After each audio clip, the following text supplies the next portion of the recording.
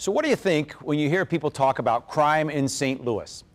Would it surprise you to know there is an epidemic killing nearly twice as many people as violent crime in the St. Louis region? It's happening, and it's called heroin. So what do we do? Tonight, we have in studio people who know this fight too well, from a lawmaker to a high school student. So stay tuned. Stay Tuned brings together local experts, journalists, civic leaders, and regular people to have tough conversations for a stronger St. Louis. Add your voice to our conversation, and you're at the table as we stay on top of current events and go deeper, bringing more light and less heat to the issues that matter. From the 9 network of public media in Grand Center, this is Stay Tuned.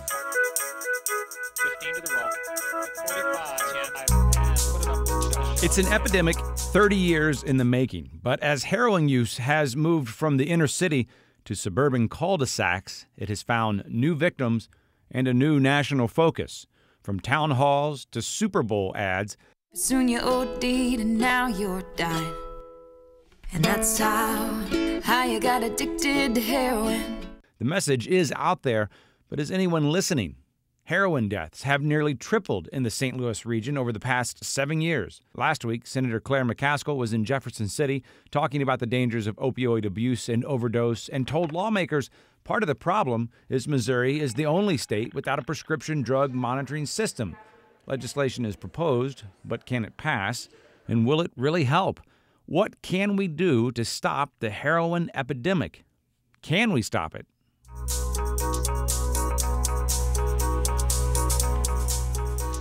Okay, joining us at the table to help break all of this down, Samantha Ruland is a senior at Parkway South, correct? And we'll get to this more in just a second, but you wrote a piece for your school that ended up in the St. Louis Post-Dispatch, so we'll want to talk about that. Dan Duncan is from the NCADA, and welcome back to the show, Dan. We appreciate your perspective and all your expertise on this issue. Representative Holly Rader is a Republican from Sikeston, Missouri, just slightly north of the Boot Hill, I think, Southeast Missouri state representative in Jefferson City, talking about this very issue, and also, as you've shared on the show before, a very personal connection to this as well. And also, welcome back David Patterson, professor, Washington University, the Brown School of Social Work. Thank you all for being here. We have a lot to talk about, so Dan, I'll start with you. As I was coming into the studio, a person stopped me on the street and said, oh, yeah, a lot of people are talking about heroin. So it's not brand new, but still, get us up to speed. What is the situation in the St. Louis region as we sit here now? Well, first off, I can't imagine at this point, Casey, your viewers haven't heard about this. I mean, we have been raising awareness now at NCADA for 6 solid years. And the epidemic rages on, and we knew from the get-go that raising awareness was job one, but the raising of awareness should be logically followed by action. And that's where we've kind of fallen down as a state, as a region, and really it goes beyond just, you know, the St. Louis area and Missouri. There are certain things that we need to take care of, that we need to do that we haven't done, if we're going to tamp this down and ameliorate this drug problem, because kids are dying, and kids have been dying for years. And so, you know, some of the areas that we got to look at is prevention and treatment, embracing them, doing a better job with them. The healthcare community has got to take a look at how they're dealing with pain, how they measure pain, how they prescribe things for pain. And the Missouri legislature has got to do its part, because frankly, they haven't. With the exception of Holly here, most of our legislators have kind of turned the other way, and we're getting frustrated by it, because there are certain things that need to be done. They could take a page out of the playbook of other states who have made this a priority and have set aside money and resources to really go after this. Simple things like making Narcan available, the drug that reverses an overdose. The Good Samaritan law that gives limited immunity to somebody who's with somebody who's overdosing. And the prescription drug monitoring program that Representative Rader is sponsoring. This should have been done several years ago, but it hasn't. And so I think it's time for us to call upon our state legislature and say, quit sitting on your butts, get to work on these issues, because kids are dying. Let's dive right in there. So what is the latest? You talked about the Good Samaritan law, where If a person calls 911 because someone else is overdosing, they won't be held accountable. The drug, the Narcan, we are somewhat familiar with. I think most people are. But talk about prescription drug monitoring. What is the latest there, and why do you think that would help? You know, other states, we have the good fortune, I guess, of knowing what best practices are across the United States. Puerto Rico and Guam even have this. So we can look at the best practices. We have statistics from all of these other states showing that overdose rates are going down, deaths have gone down when these programs have been put into place. And I was in DC in December speaking with a couple of states, and they're already working on phase 2 and phase 3 of treating addiction because their PDMPs have been in place for a long time. And so in Missouri, we're way behind. We have a senator who is concerned about privacy issues, as I am. We are all, as Americans, concerned about. A fellow Republican senator who's concerned? Right. I'm a representative, but yes, in the Senate, in the Missouri Senate, we have the ability to filibuster. And so we get it out of the House every year. And with many that vote no against it because they're concerned that it is a privacy issue. But we don't have filibuster in the House. So we get it out of the House every year.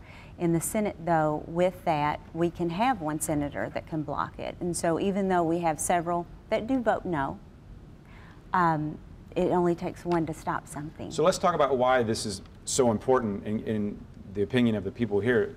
Sam, let's back up for just a second to what you wrote that made it into the Post-Dispatch. As teenagers, we know the recklessness of our own nature, and you go on to talk about how you play sports, you climb the roof just because you can, you fall, you get hurt. You go to the doctor, and then you wrote, before we leave, we get a scribbly little love note from the doctor prescribing meds to kill the pain. So how does that lead to this conversation? Well, I definitely think that opiate medication is being prescribed very freely. A year ago, I was in a car accident, and I hurt my face, I broke my nose, and I detached my lip. And it was messy, but it wasn't horrible. And I got a prescription for Percocets, which I took, and I was like, this is too much, I don't need it. So I just took ibuprofen. But just the availability of it was shocking. And I think that happens a lot. I know a lot of people who have been prescribed medicine like that. And I think that that's a big piece of why teenagers are getting involved in heroin, because they're so similar and because pills are so easy to take, and once you start taking those pills and then you don't have the pills anymore and you need a cheap solution, kids are turning to heroin. And I think it all kind of leads back to the pill thing. Dan, you've seen that. We've talked about that before. That just so everybody's on the same page. The pills and the heroin feel very similar. Yeah, it's virtually the same drug. I mean, they're a couple molecules off, but they're based on the poppy plant derived from opium, and so when they get addicted to that opiate, and a lot of people don't understand what a strong grip that has on somebody. Their level of desperation, they'll do just about anything, and they do just about anything to get their hands on it.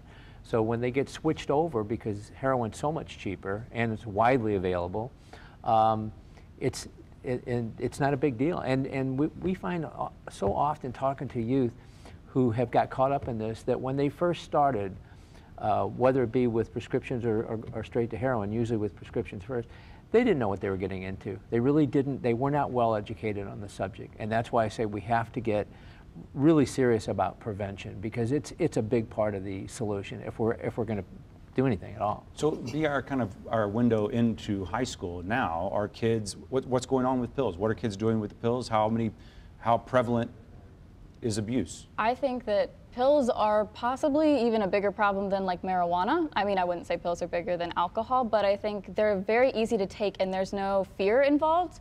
It's not like, trying smoking for the first time where it's gonna hurt you, or injecting something where there's an element of pain involved and it's tricky. You've been taking pills since you were a kid and you get sick, and so it's very easy to just swallow something small. And so I think that kids are jumping at the opportunity to do that. I think pills are a huge part. You can hide them in your backpack easily. I definitely think that's very, very present in a high school environment. Let's go to a Twitter poll we did earlier this week, because we asked people, It goes without saying these are not scientific, but we ask people if they think that this is the year that the Missouri legislature will approve a prescription drug monitoring program. For what it's worth, people are optimistic. They think 65% to 35% believe that it will happen. David, when she's talking about the perception of the drug, the perception of what a heroin user has changed drastically. Is this safeness part of what makes it so dangerous, this perception of safeness in the prescription drugs? Yeah, so I think, so you talk about pills being the most easiest available sort of drugs to take. You know, and just the way you frame the opening, like there's a criminal element in it. Then there's always this crime. It's like you have to create these laws. If you want to save your friend's life, you had to be protected to do that. Can you imagine if your friend had cancer and you were going to save their life, that you would have to be protected by law? You know, so this idea that addiction, this illness, is wrapped in this criminal element is part of the problem. And so, you know, if addicted people, or let me say it this way, if people who had cancer were treated like people who had an addiction, there would be this outrage. You can walk into a lot of treatment centers today, look around their facility, walk into cancer facilities today, and two very different ways that they look at this illness. And let's go to another Twitter poll that kind of speaks to maybe the prevalence. We ask if people personally knew someone who has used heroin, and again, these are not scientific, obviously, but of our respondents, we had over 60 people respond. 40% said that they do know someone who has personally used heroin, which they've, as I think what you said, Dan, made the jump, made the switch. We've heard, though, recently that some of the deaths have gone down. Are things getting better? Well, we don't have the data in yet from last year. The year before, 2014, locally it was over 400 deaths, and that was a record, unfortunately. When we're trying to see a decline, we saw an increase. There's always lag time due to toxicology reports not being done on a timely basis, so we won't know for a while, probably until March. It looks like the numbers are probably going to be pretty close to last year. They might be a little less, but not statistically significant, I don't think. So that's why I say this rages on year after year, and we're, all of us doing our part to try to implement some changes. And I'm with David. I think we need to look at this as a public health issue as opposed to a criminal issue.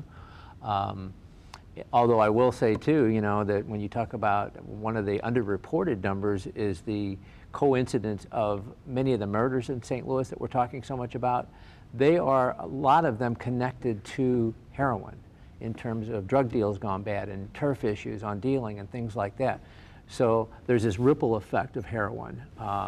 And so if we're looking at death as a statistic to pay attention to, it's not just the overdoses, it's also the violent crimes that are associated. But we have an opportunity this year in the legislature to do something, and I hope that we do. But I also hope that we can somehow imprint on the medical community to take a good hard look at what Sam was talking about in terms of prescribing. Everybody has stories. I've heard so many. I have my own. When I had my wisdom teeth pulled when I was Sam's age, I think I was given 3 Tylenols with codeine to last me the first 18 hours. Now I'm hearing stories about kids walking out with a whole vial of Vicodin, a lot of them. They've got to quit prescribing in this manner. So we have to somehow get the word to the medical community that they're going to have to back away from prescribing the way they have been. And it's a difficult charge because physicians have been asked to look at pain as the 5th vital sign. And so they're going on self-reporting. And so you ask somebody, well, what's your pain level, 1 to 10? Well, 8, 9, 10, you're going to walk out most likely with a script, as Sam said in her article. That's got to change. Right, so I think it's a lot safer to have a doctor as your dealer, right? And so,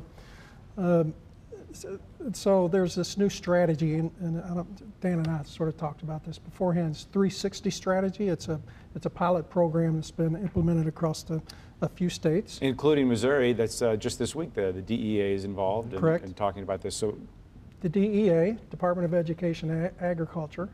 No, it's a crime focus. And so the idea is that part of this effort, part of a few $100 million will be to go after what they call gangs, terrorists, these drug dealers, street level folks. And then other hundreds of millions of dollars will be going to physicians to do this awareness campaign, as though people with advanced degrees who have an MD and other are unaware that they're prescribing medications that are harmful. And so, we're going down this same road again because it sounds nice, right? And there's it sort of has allowed to continue on as though if we switch those around, let's just say we switch those around. Maybe instead of the drug dealer in a lab coat, maybe the dealer on the street who wears a hoodie, maybe he's or she's unaware on how harmful the product is. So maybe they need an awareness campaign. And the pharmaceutical companies and the doctors who are prescribing, maybe they need to start going to prison and treat those folks as drug dealers. I guarantee you things would turn around a lot quicker when physicians ended up in prison other than our kids. I would gather you probably don't think the so-called war on drugs has worked. That would be an absolute no, right? And so I think anything America declares war on is not a good idea. But it's an illness, right? And so I see it as an illness. We have to treat it like an illness. And we have to, all this money we're spending on crime and prison, if we switch some of that and put it back on treating folks and providing the care that they need, I think we would be a lot more wiser and we would save money. And speaking of saving money, I mean, when it comes to the ripple effect through the social system, just last week, someone that I know, she had a baby 3 weeks ago. She is an addict. She's already had her 2 young children taken from her and put into foster care. She had just gotten them back, had a newborn, and was given a script of opiates on her way home. And so now 3 weeks later, all 3 of the children have been removed again. And so that is, if in the meeting that I was at, the testimony hearing with Senator Claire McCaskill, one of the things that she asked is, she said, are we qualifying, are we talking to the patients before they leave? Do we know what their predisposition is? Do we know what their background is? And so anyone that would have known that she was an addict wouldn't have sent her home with another bottle of pills to relapse. And so these are the things that I think are very important. And the Hospital Association and the Medical Association of Missouri come out in December with some best practices guidelines to try to start addressing some of these things. But that's, if we can start having these conversations and having these reviews in the doctor's office. And one of the physicians on the panel said, he said, well, we're with the pressure to only spend 15 minutes with a patient, you don't have time to go through all of these important things, and your physicians want to err on the side of caution by making sure they're taking care of pain. And as Americans, we don't deal with pain anymore. We think we shouldn't have any pain. And so all of this has led to an enormous epidemic that is very silent in nature, because people who look like me have this in their homes and they don't want to talk about it because of the stigma. And until we talk about it and until we bring it out in the open and it starts getting treated as a disease that it is, then that's when we're going to start seeing these changes that we need. So why do you talk about it? I talk about it because of that. I was raised in drugs. I was raised around addiction. One of my stepfathers was a dealer. I did not raise my children in that. I decided I wanted them never to be around that. I raised my children in church, 2-parent home. I knew their business all the time, yet my daughter at 17 became an addict because she cut her thumb at work, went to the emergency room, got it stitched up, and was sent home with a bottle of Loracets. Now, I didn't know about the Loracets, but when she ran out of that prescription, they were readily available from others at work, and she started purchasing them there. When she couldn't afford the pills anymore and her addiction was too great, she moved to meth. And then she started shooting up, and then we've been 13 years now of ups and downs, in and out of rehabs, prison. My grandson was born with opiates in his system. I have guardianship of him. She's on a good road right now, but this is a child who had addiction through both bloodlines, and she was handed a bottle, and then she just started buying them. And I think that as parents, it's hard to see that. I saw it earlier just because I was raised in it and I knew the signs, but as Sam was saying about pills, you know, that's when your child comes home, and I have a breathalyzer that I kept beside the bed, and you know, my son would have to blow in it when he got home. I mean, I'm serious about this. After my first one, you know, fell into it, I do random drug testing at my house. But with alcohol, as a parent, you can smell it, you can see they're a little wobbly. You know, there are different things, indicators that tell us, okay, our kids are not okay. But with pills, there really aren't those indicators. Dan, you've heard the criticism that when this problem didn't, as Holly said, look like her, it didn't get the same attention. Yeah. That might be a whole other show that we need to do, or is it important to address right now? Well, I think there's some truth to that. And you know, specifically we're talking about race. That, you know, prior to the last 10 years or so, for a long time, when you're talking about heroin, it was usually or very often in the urban core, African-American males, I mean, you know, and sometimes females.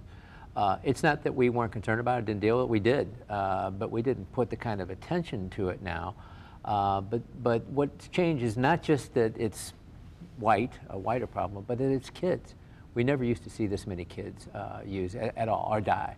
So I would hope to think that even if this was, and it's not that there aren't any African American or kids of color that are using, because there are, that no matter what their skin color is, we would still be as concerned about it as we are. But I think some of that criticism is justified. You talked about the lack of maybe the excitement or the willingness to engage and talk about this. We saw that a little bit this week on social media as we're reaching out to people. It was a hard conversation to generate a lot of feedback on. I think maybe people are a little hesitant.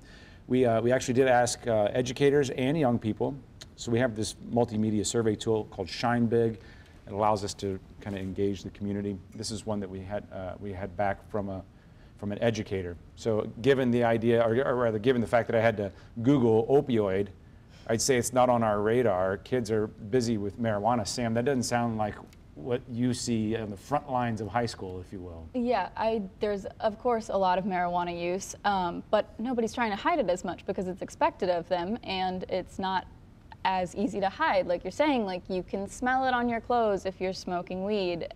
You can't smell it on your clothes if you're taking pills. And so I don't think teachers necessarily would know. I don't think it's as obvious. I don't think it's as talked about openly. I don't think it's as talked about openly. I mean, marijuana has been started to be legalized. There's definitely far less of a stigma in that area than there is with opioids and heroin because it's so much more dangerous. And I definitely do think that it is present in school. At school? Kids do it at school? I think kids take pills at school, and I think that, well, I can't say I know that for sure, but I think that there is some pill activity and heroin activity happening at school. I wouldn't say that there's tons of it, but I've definitely heard of it. So let's go back to Shine Big. So we also posed some questions to some students. This is from a student here. It says, one of my friends told me just yesterday that one of his friends, who is a junior, is using or has used heroin. So it's something that people are, this is back to what you were saying, Dan. Mm-hmm. The age is going down. I think we've seen some deaths in the high school age of an overdose. So yeah, we definitely. So things have changed, not for the better in that sense. Yeah, it's gone younger. Drug trends tend to go that way, and they're seeking, you know, more powerful drugs, and that's another thing with the opiates, with the heroin. It's gotten more and more potent. Stronger heroin coming in, powdered form, cheap, easy to use, no injection necessary. And as Sam said, you can hide it. So, you know, it's, I'm afraid to say it's in most high schools in the area. It has been for a while. David, you're very kind of aspirational on what we should do. Do you see any momentum shift at all in what we're actually doing? Yeah, so I think awareness is important, but I think there has to be treatment facilities, and I sort of help folks in the treatment of this, bringing science to services. I think treatment folks have to change their game up. You know, the typical coming into a detox of 30 days and 90 days sort of situation is not accommodating for this, this problem. I think addiction, substance use disorder as a whole, we can no longer think of it as the short-term, get sober and you're gone. We have to think of this as just like a lot of cancers, other illnesses do, where it's a 5-year plan. Where in the beginning we're going to treat, be very aggressive in your treatment, and then we're going to continue to watch you and monitor you after 5 years, because research shows after 5 years of clean and sober, risk goes way down, just like we would say in certain cancers. But really our model is not set up for that, and funding is not set up for that. And so we have to change, treatment has to change up their game. A lot of times that falls back to the legislatures in our states. We have about 45 seconds. Do you see any kind of attitudinal change at the Missouri State Capitol? You know, I see when Governor Christie did his State of the State address, and he talked about they've closed a prison, that's saving money for a state. They closed a prison because of the way they were treating addiction. They changed the way they were treating addiction. So I think that across the United States we're going to see more change of this, and I am very prayerful and hopeful that in Missouri we will have more get on board for those type of changes and savings. We'll leave it there. I appreciate all your time. Sam, Dan, Representative Rader, and David, we appreciate all of you being here, and until next time, we hope you'll stay tuned.